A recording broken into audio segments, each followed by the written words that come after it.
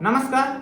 आज हम आए हैं एक छोटे से सवाल के साथ। अच्छा ये बताइए, हम गांधी जयंती कब मनाते हैं? या फिर नेहरू जयंती कब मनाते हैं? जी हाँ, चिल्ड्रंस डे।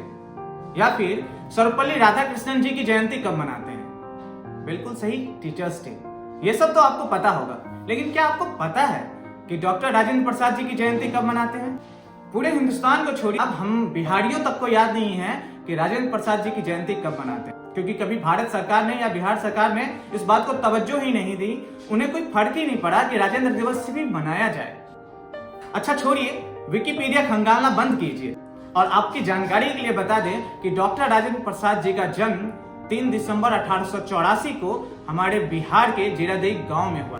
तो चलिए उनकी कहानियां शुरू करते हैं, जो आपको विकिपीडिया पे भी नहीं मिलेगी। Examinee is better than examiner. आपने ये लाइन शायद सुनी होगी।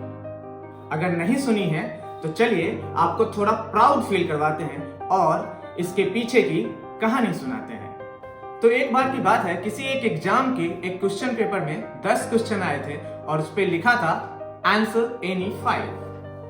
तो एग्जाम देने आए छात्रों में से एक छात्र ऐसा था जिसने सारे सवालों का जवाब लिख दिया और लिख दिया चेक एनी 5। तो इवैल्यूएटर जब वो कॉपी चेक कर रहे थे तो उन्हें ये प्रतीत हुआ कि स्टूडेंट जिसकी ये कॉपी है वो काफी ओवर कॉन्फिडेंट और एरोगेंट है। लेकिन जब उन्होंने धीरे धीरे पूरी आंसर शीट चेक कर डाली तो फिर उन्हें महसूस हुआ, नहीं, ये बच्चा कॉन्फिडेंट है और काफी टैलेंटेड भी है। इसलिए उस आंसर शीट के नीचे उन्होंने लिख दिया examinee is better than examiner. परीक्षार्थी परीक्षक से ज्यादा बेहतर है। और तभी से ये लाइन प्रचलित है। यूं तो भारत के इतिहास में कई महान नेता हुए, लेकिन ये वाक्य जिस महापुरुष के साथ हुआ वो हमारे बिहार राज्य के गौरव डॉक्टर राजेंद्र प्रसाद थे, जिन्होंने स्वतंत्रता के संघर्ष में एक महत्वपूर्ण भूमिका निभाई और आजादी के बाद भी संविधान बनाने में उनका बहुत बड़ा योगदान रहा। हमें ये कहने में बहुत गर्व महसूस हो रहा है कि हम भी उसी धरती पे जन्म लिए जहां पे डॉक्टर राजेंद्र प्रसाद जैसे हस्ती का जन्म हुआ।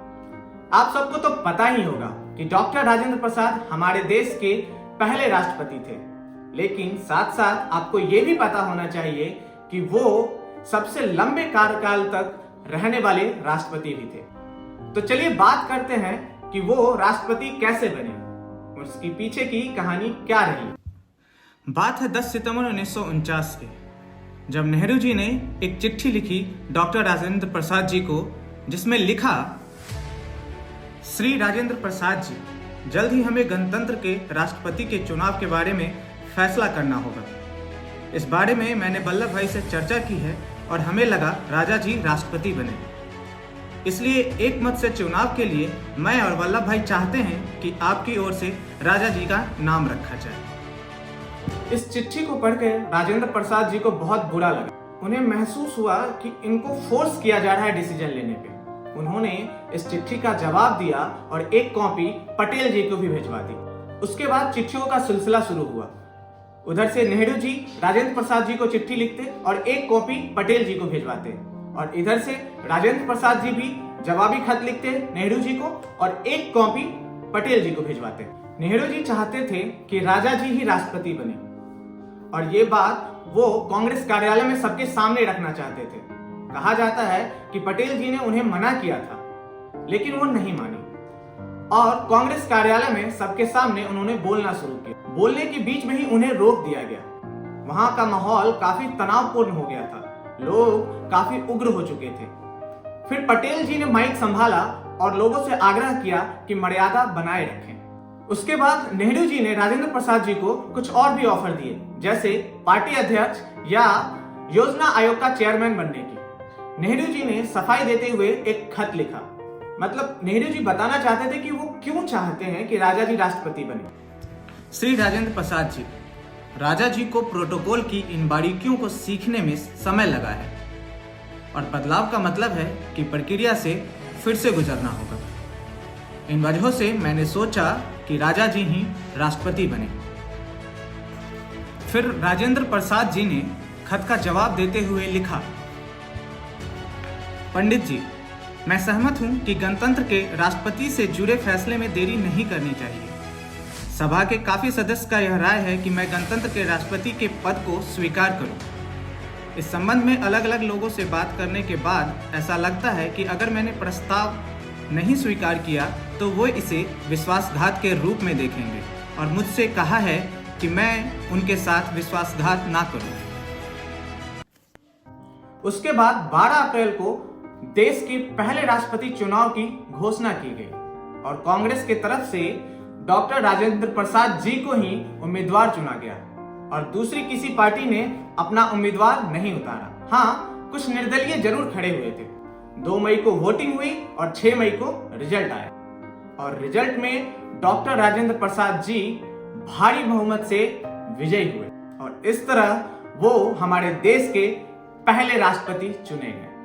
उनके राष्ट्रपति बनने के बाद की एक कहानी है जो काफी प्रचलित है। राष्ट्रपति बनने के बाद जब वो अपने गांव आए थे अपने बड़ों से आशीर्वाद लेने, तो उनकी दादी माँ ने कहा था, सुने हैं बहुत बड़े आदमी बन गए हो, वो लाल टोपी वाले सिपाही से भी बड़े। तो कुछ इस तरह से था उनके राष्ट्रपति बनने की कहानी। उनके दूसरे बार राष्ट्रपति बनने की कहानी भी रोचक है, क्योंकि इस बार नेहरू जी चाहते थे सर्वपल्ली राधाकृष्णन जी राष्ट्रपति बने, जो कि पहली बार के उपराष्ट्रपति थे। लेकिन फिर से कांग्रेस दल ने डॉक्टर राजेंद्र प्रसाद जी का नाम आगे किया और फिर से दूसरी बार वही देश के राष्ट्रपति चुने गए। उनके दूसरे कार्यकाल में ही उनकी तबीयत खराब रहने लगी। उन्होंने अपना दूसरा कार्यकाल समाप्त किया और अगले ही दिन वो पटना वापस आ गए। पटना के सदाकत आश्रम में वो रहने लगे और बाकी का जीवन उन्होंने वहीं बिताया और 28 फरवरी 1968 को हमें अलविदा कह गए। इतने बड़े होने के बाद भी, इतनी उपलब्धियों के बावजूद भी आज तक हमने कभी राजेंद्र दिवस नहीं मनाया। दुख होता है ये सोच के। And I believe he deserve much more, जो उन्हें नहीं मिला। खैर, कहानियां बहुत सारी हैं, वीडियो काफी लंबी हो जाएगी, इसलिए इसको छोटा रखते हुए यहीं पे समाप्त करते हैं। मिलते हैं नेक्स्ट एपिसोड में एक और इंटरेस्टिंग बिहारी के साथ। Till then, signing off, interesting Bihari. जय हिंद, जय बिहार।